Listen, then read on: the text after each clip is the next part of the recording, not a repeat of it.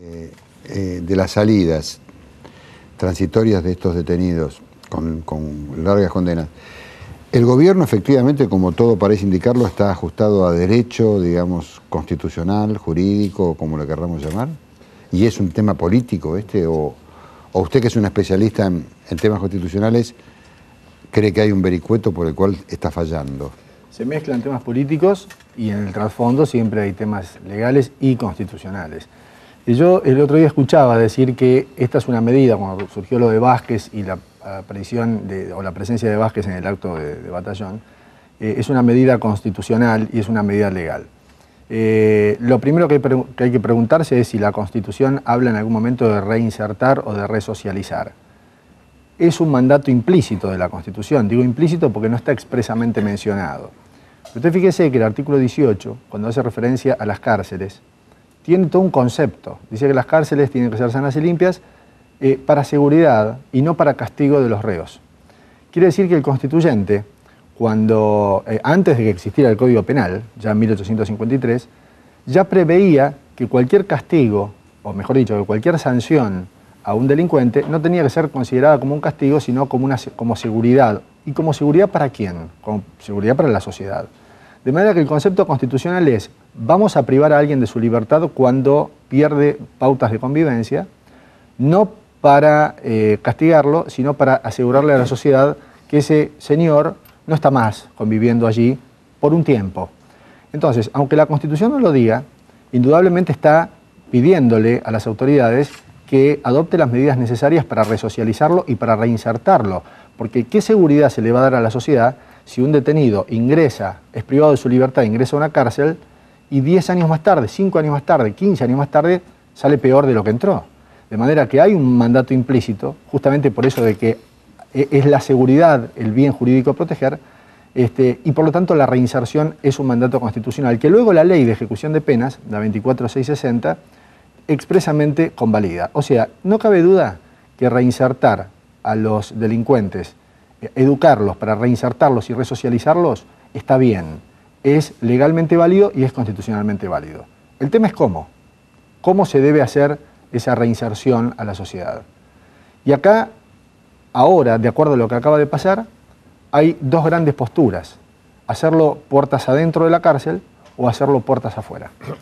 De acuerdo a lo que se está pregonando a la luz de la presencia de delincuentes, porque son delincuentes, hablemos de delincuentes, aquel que cometió un delito y es juzgado por un juez y es condenado. Claro, sí. En actos políticos, lo que se está proponiendo es: vamos a hacer una reinserción puertas afuera. Y entonces ahí es donde se abre este gran debate, si la sociedad acepta que los que cometieron delitos graves, leves, lo que sea, se reinserten en la sociedad conviviendo con aquellos que no cometieron delitos. Este es un tema. Pero acá esto fue autorizado por un juez.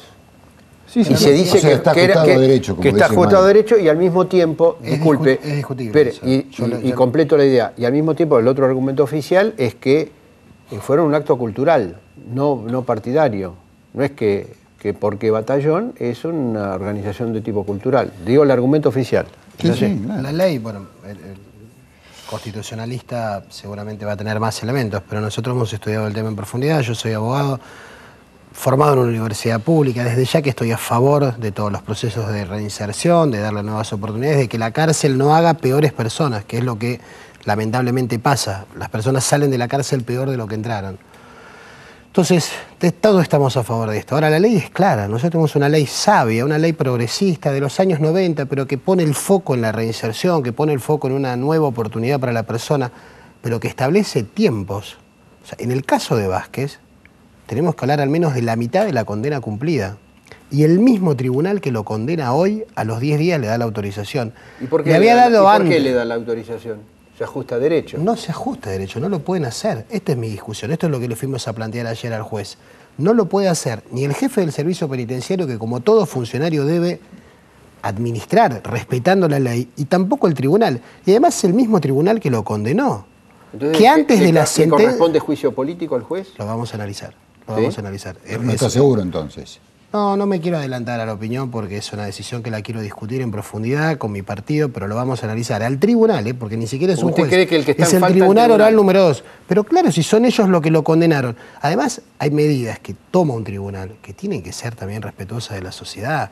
10 días antes le estaban mirando los ojos a los padres de Wanda Tadei, allí en el juicio, y después autorizan alegremente que la persona que asesinó, que ellos condenaron a 18 años, que fue apelada esa condena, porque en realidad los abogados de la familia Tadei siguen planteando perpetua, porque ellos tomaron una interpretación de emoción violenta que cambió la legislación en la Argentina. Después del crimen de Tadei, se cambió la ley, se creó la figura del femicidio, para que no puedan más tener los jueces esta interpretación, que en realidad el tipo que va, quema viva a su mujer, no lo hace por emoción violenta. No, es un crimen de género, tiene que haber un agravante, va a perpetua. Entonces, con toda esa conmoción, igual lo liberan y producen, creo que, un daño a la sociedad que no cree en nada, porque dice, si este tipo ayer fue preso, hoy está en San Telmo tocando la guitarra, a los familiares de las víctimas de Tadei, pero de muchas otras mujeres, porque este caso fue como que creó una forma de conducta. Después de la muerte de Wanda Tadei, hubo una cantidad enorme de mujeres que murieron de la misma manera. Entonces no pueden resolver de esa manera. Y la ley no los permite. La llave para ir cambiando todo esto, ya sé que usted me va a decir que están en minoría, pero por lo menos para hacer el intento y para mandar un mensaje a la sociedad, las tienen ustedes en el Congreso. Mire, yo presenté un pedido de interpelación. Lo que pasa es que hay que ver si ustedes creen que hay que cambiar ciertas leyes para que cambien ciertos códigos. Pero no es un problema de legislación. La ley está bien. Ahora, si usted tiene una ley y los funcionarios del Ejecutivo, del Servicio Penitenciario Federal, este señor Hortel y su equipo, y un tribunal oral la interpretan a su manera, porque cuando se habla de estas... No habrá que achicar el margen para que no haya tanto lugar a interpretación. ¿El tribunal actuó mal, según su interpretación, como dice acá el diputado? En realidad, a mí me gustaría leer los fundamentos de la medida para saber si efectivamente, porque siempre hay que ver los fundamentos, ¿no? Los jueces interpretan las leyes, cuantos menos claras y ambiguas son, cuantos más ambiguas y menos claras son las leyes, los jueces tienen más margen de interpretación. Claro. En el derecho todo es interpretable. Se pueden inclusive contradecir normas de artículos de una misma norma y los jueces volcarse por una o por otra en nombre de bienes jurídicos que hay que proteger, como por ejemplo el tema de la reeducación y la reinserción. No me animo a decir si en este caso efectivamente hubo un desajuste al derecho por parte del tribunal, pero sí me animo a decir que los jueces tienen una espada de Damocles, los jueces de primera instancia. Recién ustedes hablaban ahí del juicio político. Antes, hasta el año 94, los jueces, todos, los de la Corte y los inferiores, para ser restituidos tenían que pasar por el juicio político que hacía el Congreso de la Nación. La Cámara de Diputados acusaba, el Senado juzgaba. Desde el año 94 el juicio político no va más para los jueces inferiores. Es un procedimiento en el que intervienen el Consejo de la Magistratura, los legisladores, el cuerpo, la Cámara de Diputados ni de senadores tiene más nada que ver. Hay legisladores en el Consejo de la Magistratura, pero también hay políticos del Poder Ejecutivo, no solamente jueces y abogados. Entonces, el Consejo de la Magistratura hoy es el principal, hoy puede ser una amenaza para los jueces de primera instancia, porque los jueces de primera instancia tienen miedo. No se olvide que el Consejo de la Magistratura es un órgano que está dentro del Poder Judicial y que está integrado por la corporación política también, claro, diputados, sí, senadores y también representantes del Poder Ejecutivo. Antes esto no ocurría. Entonces, y controlado por el oficialismo. Y además, de los 13 miembros... Bueno, es lo que decíamos en la apertura, ¿no? Bueno, entonces, de los 13 miembros que tiene el Consejo de la Magistratura, 7, o sea, más de la mitad, pertenecen a la corporación política. Son 3 diputados, 3 senadores y un representante del Poder Ejecutivo. Entonces, cuando la política se mete en la justicia, aunque la misma Constitución lo admita, entonces hay un peligro. Los jueces de la Corte no tienen ese problema, porque ellos sí pueden independizarse libremente y ahí la institución... No lo demuestran mucho, Bueno, pero no tienen el problema del Consejo. Todavía están esperando que ocurra esto que usted dice. Sí. La verdad que mucha independencia no demuestran tampoco, pero bueno, es otro tema. Es otro tema, pero tienen más libertad para hacerlo, digo, porque, insisto, pueden ser solo destituidos por el juicio político. Y me pregunto algo, digo, usted recién de alguna manera asusaba a la corporación política de no reaccionar. ¿Existe en la Constitución Nacional...? Yo no asuso, digo lo que veo. No, bueno, digo porque que hacía años que no se le escuchaba bien una crítica demasiado al gobierno, después de que le regalaron todas las cajas por las cuales ahora están llorando que el gobierno las usa mal, digo. Digo, la señora Carrió estuvo escondida un montón de tiempo después del porcentaje que sacó. Yo digo lo que... No, pero es cierto que la oposición no reacciona... El radicalismo ni hablar, ¿no? Digo, no saben si son opositores, oficialistas... Pero digo, el legislador, acá el diputado, presentó una denuncia. A lo mejor es un caso y la gente por ahí no lo sabe demasiado. Hay un mecanismo dentro de la Constitución que es consulta popular. Está establecido desde el año 94.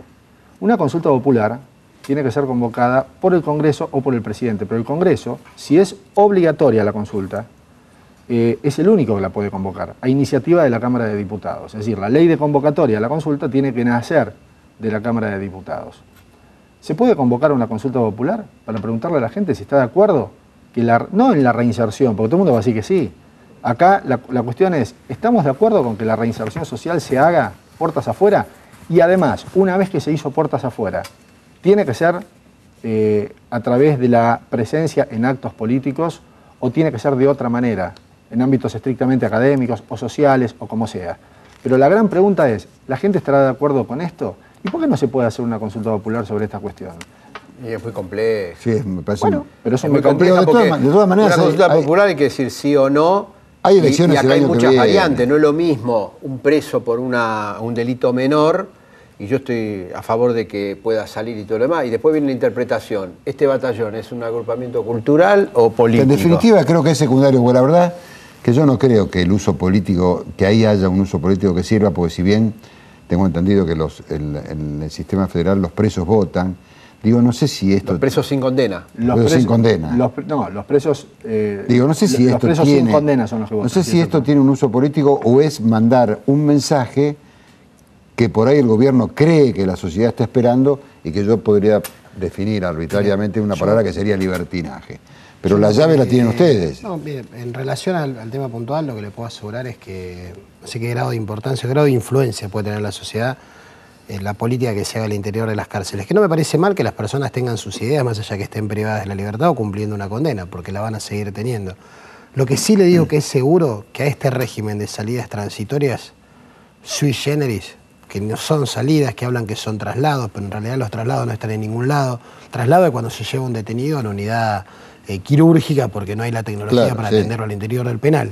Entonces, esta cosa tan rara que ha salido en estos días, si usted no es parte de estas agrupaciones kirchneristas allí adentro, de este batallón militante, no sale. Ayer me llamaron muchas madres de jóvenes que están presos por distintas causas para decirme, mire, Comi, lo escuché en la radio, en la televisión, mi hijo hace años que no tuvo nunca una salida transitoria porque no califica, porque llegar a ¿Usted qué le dijo? Dígale que sea kirchnerista. No, por supuesto que no, pero no, en serio me sirvió para entender, por supuesto que eso no se lo diría nunca, pero porque además, ¿cuál es el grado del consentimiento que una persona privada de la libertad puede prestar para una cosa así? No creo que hay casi una extorsión que se vive allá adentro. Pero al margen de eso, lo que nos sirvió para ver que esto es real. Me han prometido otros materiales fílmicos, porque la gente llama, invito a la gente que se contacte con nosotros que tenga... Tenemos que ir cerrando conmigo. Pero bueno, nosotros estamos convencidos de esto, espero que la justicia actúe, no podemos dejar de pensar que la justicia no va a actuar, y políticamente hacemos lo que tenemos que hacer, siempre, nunca miramos para otro lado. Usted expresa una opinión, yo la respeto. Ahora nosotros, y hablo por la coalición cívica, nunca miramos para otro lado y nunca consentimos esta forma de gobernar. Bueno, la sociedad la eligió, vamos a insistir, pero nunca lo consentimos, nunca. Ojalá a veces los pronunciamientos, y esto me sostengo, de la oposición, sean por ahí de manera más terminante, más allá de que después uno coincida o no, pero esto es una opinión personal. Nos tenemos que ir, Ismael. Así es. Gracias, Lonegro, gracias, diputado Comi. Muchas gracias por la invitación. Nosotros nos reencontramos con ustedes el próximo miércoles. La realidad argentina es muy dinámica. No sabemos si el miércoles vamos a seguir con este tema, con el dólar. Va a estar el pago del famoso bono. Pero lo seguro es que vamos a estar aquí de vuelta en Dominó, viéndonos en Metro como siempre. Chao.